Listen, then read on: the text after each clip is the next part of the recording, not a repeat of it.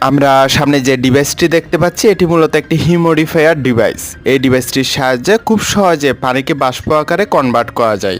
Intact pack অবস্থায় এগুলো এরকম বক্স আকারে থাকে এবং এখানে কালার ভেরিয়েশন দেওয়া থাকে।